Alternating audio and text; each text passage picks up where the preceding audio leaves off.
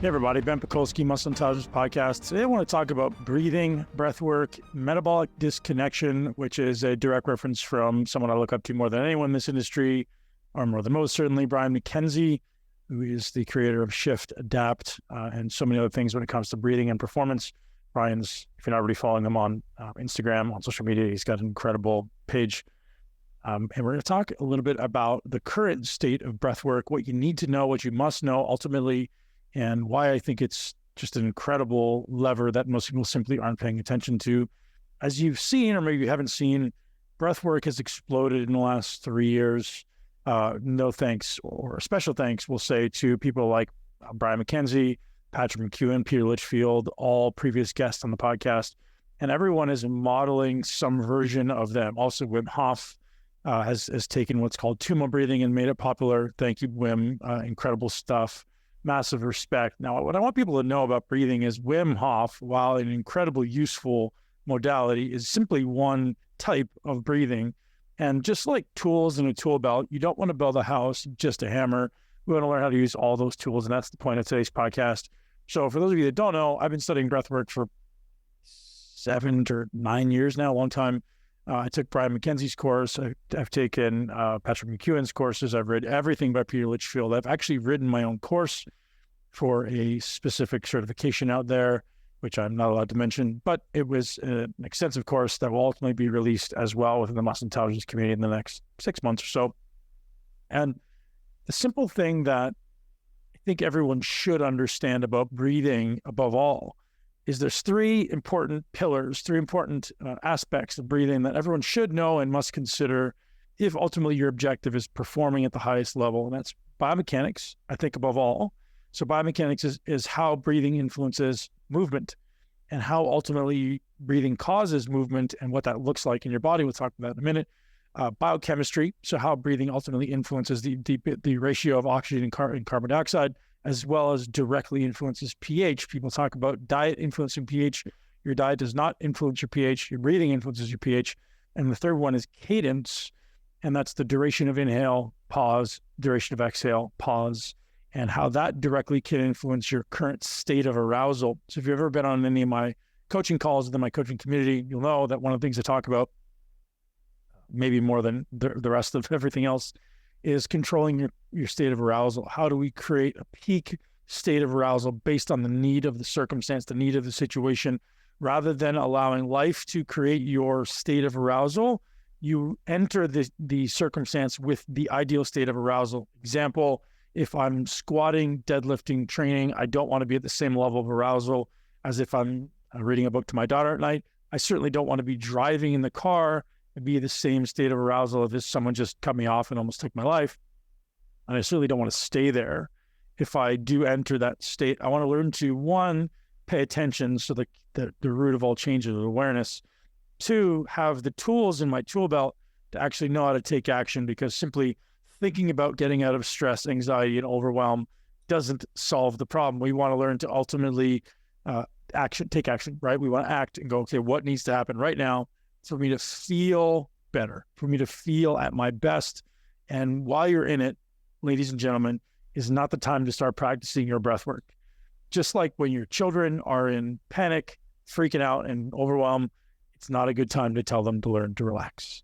It's a good time to teach them to implement the tools and the skills and habits you've taught them beforehand, implement them in the moment. And just like children, adults also need to learn from themselves and say, hey, if you actually want to be effective in getting yourself out of anxiety, overwhelm, and stress, when you're in it, it's not the time to practice.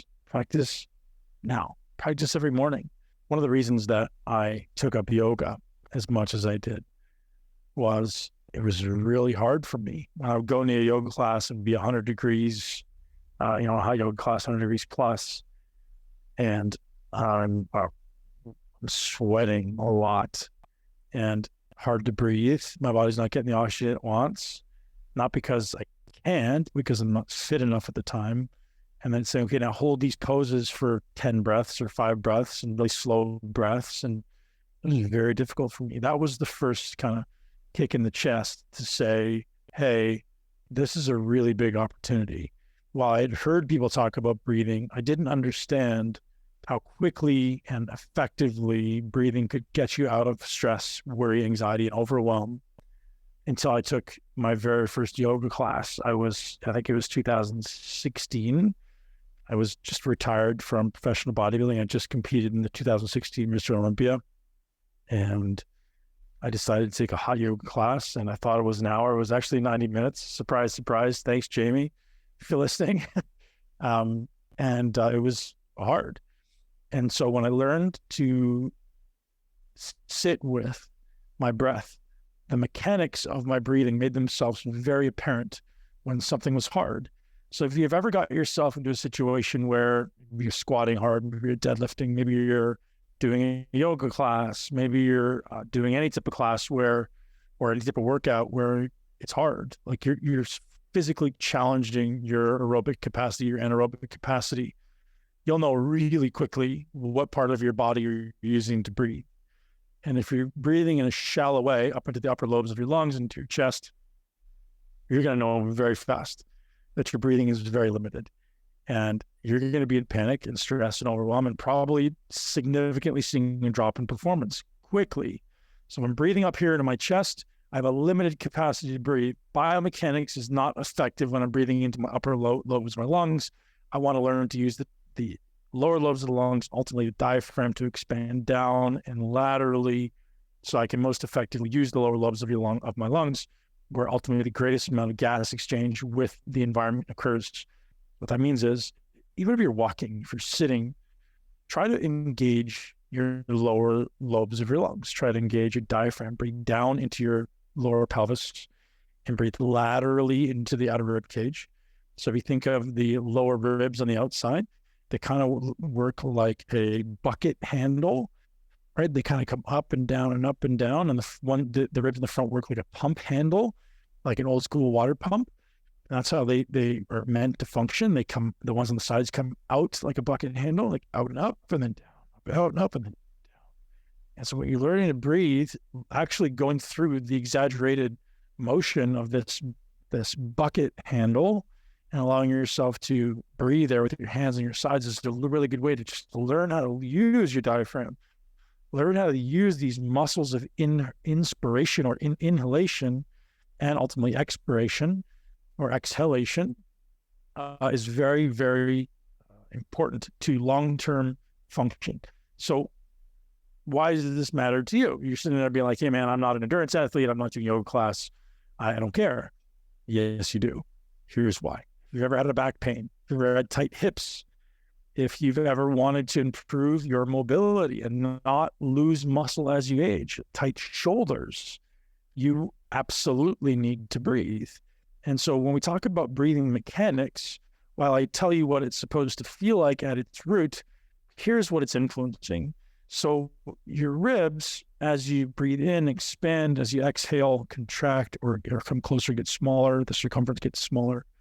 And that's literally the excursion of these muscles that exist between the ribs, these muscles that exist around the spine, ultimately the lats, the pecs, all these things are expanding and contracting, at a varying excursion, depending on how deep you're breathing in both directions. Now, if my entire life is spent breathing in a very shallow way, very, very small amount of excursion in my breath, those muscles will probably start losing their capacity to really lengthen and shorten. And those muscles, as I literally say, are closing in, the walls are closing in around you. And if we lose those muscles' ability to expand or respond, ultimately we're going to start tightening up. The muscles around the rib cage will start to tighten up, and the back will start to tighten up, and then I can't get my hands above my head. Oh geez, now I've got neck pain and headaches, all because I didn't breathe effectively. Yes, sir, ma'am, that's correct. 22,000 times a day on average is how many times we breathe, maybe less, maybe more. But either way, if it's even a little bit biomechanically ineffective, you're going to have dysfunction. Now, there's a lot of people out there now studying breathing at a really deep level. Some people saying that you breathe more into your right side than you do into your left side because of could have that backwards actually, into your left side more than the right side because of the organs. We have a dominance of organs on one side of the body. Some people actually have different on different sides of the body. which is probably true. But we want, whatever it is, we want to learn to maintain the range of motion. Think of breathing excursion and breathing mechanics like stretching. I think of it like I need to learn to breathe all the way in and all the way out and all the way in and all the way out. And I'm training myself to get better and better at that. So I want to learn to train 60 seconds of inhalation, 60 seconds of exhalation, and really learning to relax the musculature. It's like blowing up a balloon. I want to get big. Why? Why does that matter? Because that's the possible excursion of those muscles for some people. Again, maybe you can get 30, maybe you can get 40. Whatever you think you can get, I guarantee you can get more. I think this may be the single most important stretch that you're not doing. The breathing excursion stretch. Blow up your balloon. And so there's a device that I just purchased. I don't have it in front of me. I purchased off of Amazon, like a breather. It adds tension to my breathing. I can dial up the tension that I breathe into and breathe out of. And that's actually been really useful for teaching me to forcefully use my diaphragm. So think of the diaphragm like a muscle. It can get stronger. It can get weaker if we don't use it. We lose it ultimately. So training that diaphragm is just so important. And, Brian McKenzie says that, and I 1000% agree, that the diaphragm is the most important muscle in the body. And I completely agree. So have you ever seen someone who loses their posture, start to slouch? Well, the modern chair is probably the single worst invention for our posture, for our physical capability, certainly on our hips, certainly on our spine. We learn to just get lazy. All our paraspinal muscles from the base of our skull to the base of our spine start to become lazy because we're always leaning back into a chair. Those muscles lose their requirement. They lose their ability to hold us up, and ultimately start losing the ability to maintain that perfect erect posture. We start, because we're sitting in a chair, and our hips aren't at 90 degrees. It's certainly not an external rotation. We start losing our ability to maintain hip function as well. So if you want to improve your spinal strength, your paraspinal musculature, and even your ability to use your diaphragm, 1, stop slouching. 2, start sitting on the floor. I have every intention of building a house in the future that has no chairs and no sofas. I just want everyone to sit on the floor. I'm going to make it stylish as hell, but I'm also going to have everybody sit on the floor. It's going to be, what we'll say is like Japanese style, sitting on the floor, maybe cushions, and we'll see. One of my, friends, Kyle Kingsbury, actually does that, Kyle, shout out to you, man. Your place is awesome. And he's got kids who just learn how to grow up in the most natural environment possible, right? I bet they're going to be incredible athletes with incredibly developed bodies. They're just so physically capable. They have every advantage over everyone else because everyone else is getting lazy, sitting in the couch and sitting in a chair. And these kids are learning to properly use their bodies. They're sitting up erect while they're eating because they have to. If you're sitting on the floor, there's no slouching. Anyways, I don't want to beat a dead horse when it comes to breathing mechanics, but the point is, breathing mechanics is at the top of the list of things that you should and must be doing. And it's not hard. When you sit at the dinner table, you sit at the breakfast table, sit up straight and don't use the back of the chair. When you sit on the couch, don't sit on the floor. Literally sit on the floor. Try to sit up erect. Try not to use the lean on. It's going to be hard at first for some people. You can sit cross-legged. You can sit straight-legged. Just sitting upright. Use those paraspinal muscles to hold you upright. What you'll notice right away is if you start breathing down your diaphragm, you actually get taller. Posture starts getting better. Using that lower diaphragm actually extends that spine. This is something I do every time I sit. The first thing I'm going to do is actually just check my breathing.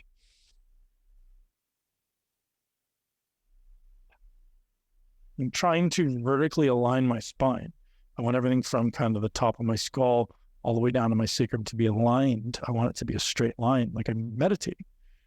And so moving on from breathing mechanics onto breathing biochemistry. And so biochemistry is ultimately this interaction between the inhalation of oxygen and the expiration of CO2, carbon dioxide, and how that interacts to influence pH, acidity in the blood. So if you hear people talking about pH diets, that's not a real thing, because the stomach acid is somewhere between, I think, 1 and 3.4, which is very acidic. So all the food that goes into your stomach is ultimately turning into this big acid chyme, this big acid soup. And so to say that foods are alkalizing to your body is not correct. There may be some value in the minerals or the the cofactors and such that comes with the food, like chlorophyll and magnesium and potassium and all these amazing minerals that come in your food. And that could maybe have some remineralizing benefit in the blood, certainly in the bones, but it's not alkalizing anything. So when I breathe in oxygen, I'm breathing oxygen into the lungs. It goes through the capillaries into my blood, where my oxygen saturation is usually, for most healthy people, up around 98% anyways. The oxygen from the hemoglobin is going to be released into the cells for the production of energy. So we need oxygen from the environment to produce energy aerobically in the body. So we take food from the environment, mix it with oxygen, and we produce energy. We produce energy in the form of ATP, and we produce carbon dioxide and water as byproducts. So food literally comes into your system as carbon. Food is carbon, right? We're consuming these different proteins, more nitrogen, carbs, and fats are literally different shapes of carbon molecules. And so this carbon comes in and we expire carbon. We exhale carbon. And this is really this carbon cycle. So carbon in, carbon out, and oxygen is the rate limiting factor. So all these things are massively shifting based on how much oxygen is coming in, how much oxygen gets into the cell, ultimately how quickly your body needs to produce ATP. So this is a big challenge for most people because most people's metabolism is not matching the demand of their life. And here's where Brian McKenzie put something together that was so brilliant. This is a post. I don't remember the day that he did this. It was somewhere around April 24th, 2023. He calls it the perceived threat versus no threat. My physiology is responding to a threat that isn't there. There's no metabolic need, but my mobilizing hormones and energy constantly anyways in the form of cortisol, stress hormones, adrenaline. The internal threat state is being driven, but it's not needed. My body is in a state of constant sympathetic drive. The evolutionary and biological threat should be followed by movement and exercise and then deep rest, meaning evolutionary and biological threat. What does that mean? Well, if something's coming to kill me or I'm going to kill something or there's a hunt or stress evolutionarily would have been something very acute. I'm either going to fight, I'm going to run, or I'm going to kill something or attack, be attacked, and then which is ultimately mobilization and movement. And then I'm going to fall into deep rest or food. And as you can hear, all of those things are not current, right? Physiology is responding to a threat that isn't there. I'm driving in a car. I'm fighting with my partner. I'm watching something ridiculous on TV or social media. All those threats are not real, but our brain doesn't know that. Our brain's creating these systems and these states that are just driving huge amounts of energy production, huge amounts of stress response. So stress hormones drive energy production to mobilize more energy. Your body's in this loop of what Brian calls metabolic disconnection. So what is causing the threat? It's obviously worry, fear, and emotional states. And this is why exercise and movement is so important to our day. If you're someone who experiences stress ever, aka everyone, you must learn to mobilize your stress. The body and mind are inextricably linked. So when I'm experiencing stress in my mind, the quickest evolutionary way out of it is not to think your way out of it. It's not even to meditate your way out of it. It's to move your way out of it and breathe your way out of it. You'll know intuitively when you're under stress, your breathing muscles kind of get tight. Everybody just take a deep breath and let it out right now. You feel that relaxation, how you're letting things go? Well, imagine that on hypercharge, right? You're super tight because you're really stressed. Let it go. And when you live in this constant state of fight or flight, this high amount of perceived threat, ultimately, you're going to start creating an autonomic dysfunction. You're going to start creating an HPA axis that's just constantly driving sympathetic arousal. And this becomes this chronic state of cortisol belly, of constantly needing more calories because you feel so stressed. The calories tend to mute what you're feeling. They tend to calm down the cortisol response. And so ultimately, we're unable to control the psychosocial, psychophysiological response from stress. And so learning how to do that through the breath, you're controlling what the last pillar of breathing is, which is your cadence.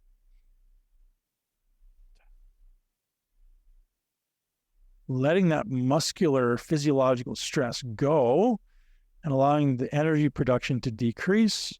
So the energy demand in your body decreases, the cortisol can start to come down, the body can start to recover, rejuvenate, replenish. Now all of a sudden we can feel like we're ready to do the things we need to do instead of constantly feeling like we have to catch up. I gotta do something, I gotta do more to do, I got more to do, I'm gonna drink more coffee, I gotta take more stimulants because I don't have enough energy because I haven't been recovering. Do you see all these things tie in? So ultimately what's happening is my psychology, my mind, no longer understands what my physiology is saying. There's a disconnect. And this is ultimately one of the number one causes of disease, right? These metabolic diseases, one thing is driving the production of energy. Your brain's like, I don't know what to do. So learning how to control it, ladies and gents, is incredible. So thanks to Brian McKenzie for that incredible amount of information. Again, if you're not already following Brian on Instagram, he's hugely present there. I'm sure he's present on many, many other platforms. He's one of the people that I look up to most in this performance space. He's just always got such incredible insights. So talking about the final pillar, while I didn't spend a huge amount of time on biochemistry, I gave you enough of an overview. And the final pillar is cadence. So understanding cadence, ladies and gentlemen, is important. So when we think of Wim Hof, there's really one cadence. It's fast. Right? And he's trying to get you to become hypocapnic. So when you're breathing quickly, you're breathing off all of the CO2. So you're getting rid of carbon dioxide. So most people are like, well, that's a good thing. It's actually not a good thing. You're becoming hypocapnic, which means ultimately creating a slightly more alkaline environment in the body, which people are like, oh, that's great. Actually, it's not great. For long periods of time, they've actually been shown to be incredibly toxic. So while it feels great, while we have these incredible transcendent states during Wim Hof, while we're also very physiologically capable of doing some incredible physical feats, it's only one way to breathe.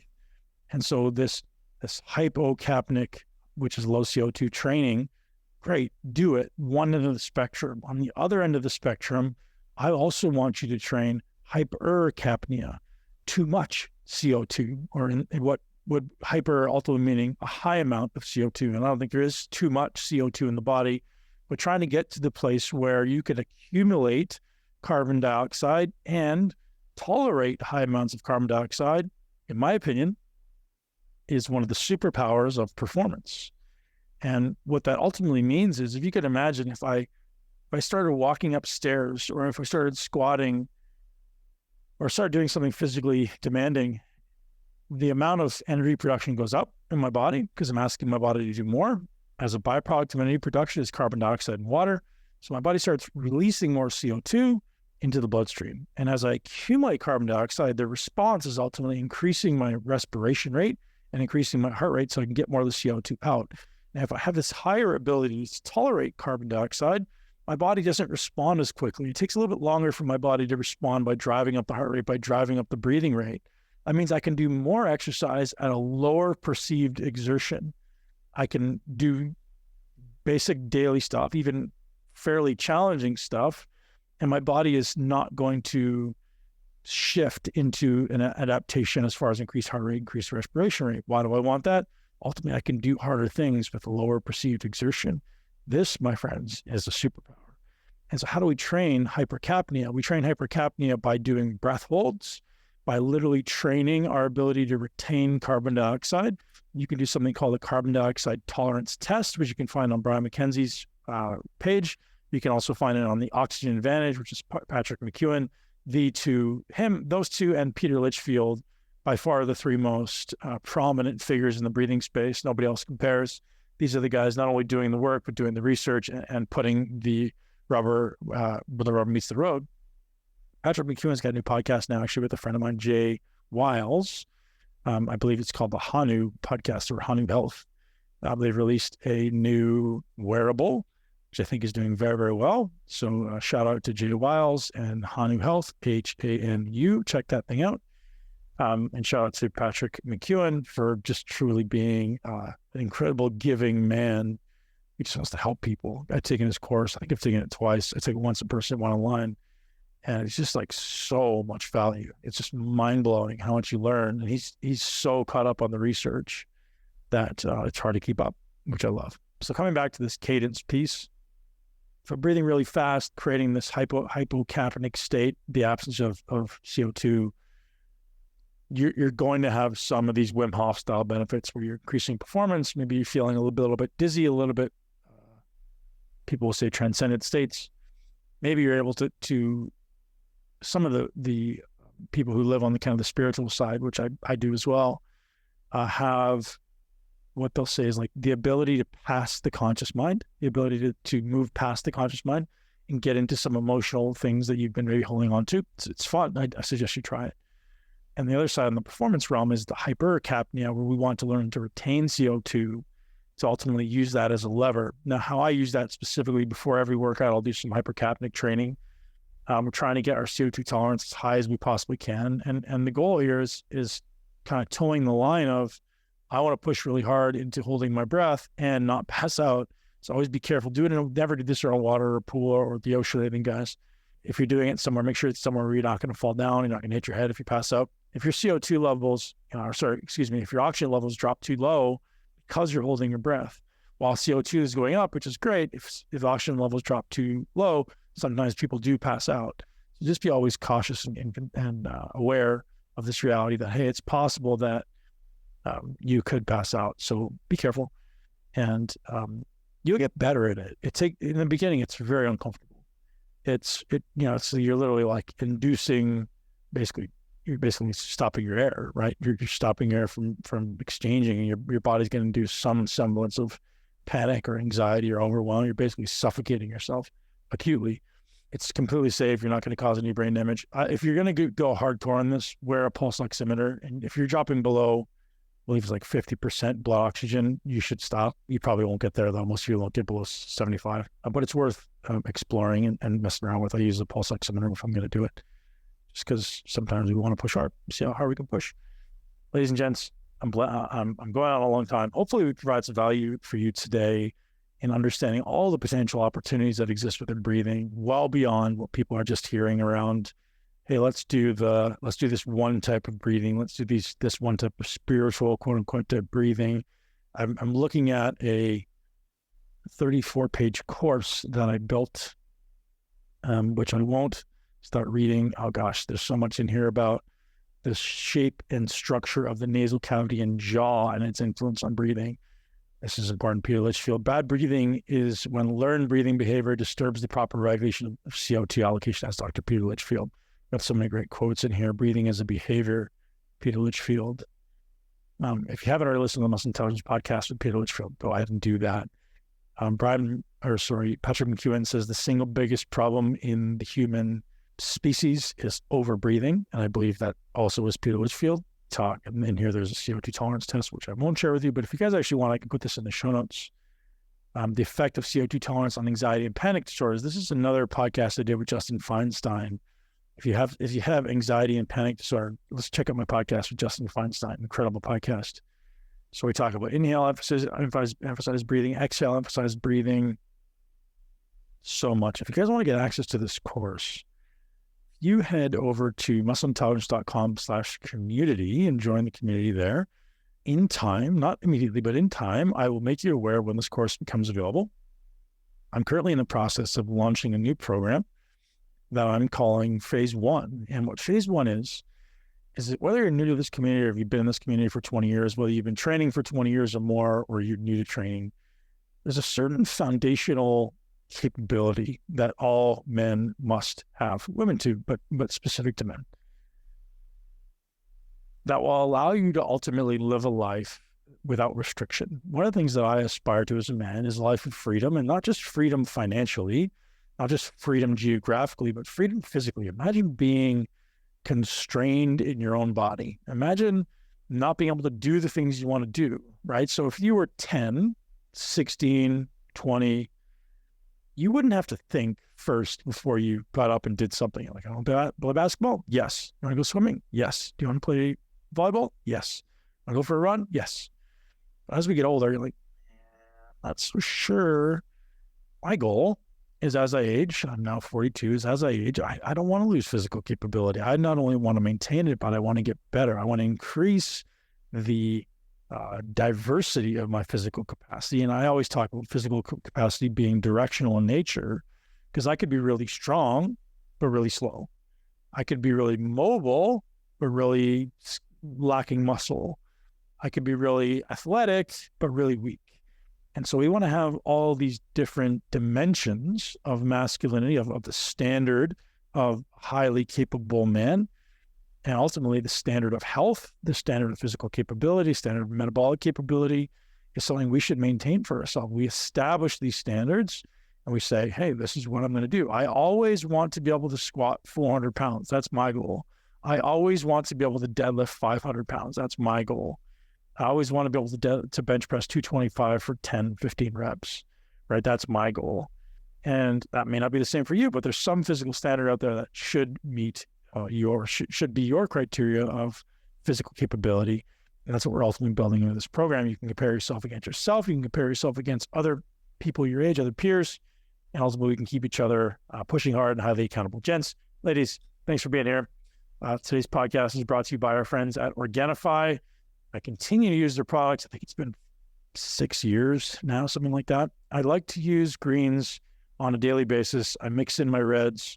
If you're not already using a high quality greens product, head over to Organifi.com right now and use their incredible greens product. It's a blend of superfoods, all organic. It tastes just delicious.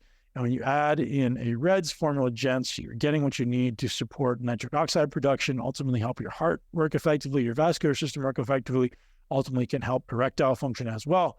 Not already using the reds and the greens, go do that now, Organifi.com, and use the code MUSCLE to get hooked up with 20% off. And while you're over there, you can check out their incredible vegan protein as well. They have an incredible Organifi Gold and so many other amazing products that you should absolutely check out for yourself and your family. Keep yourself healthy, take care of yourself. Let's all work hard together and maintain the standard of excellence across the world. Thanks for being here. Thank you so much for tuning into Muscle Intelligence. If you enjoyed today's episode, please be sure to share it with at least one person you know. Make sure you're subscribed so you never miss an episode.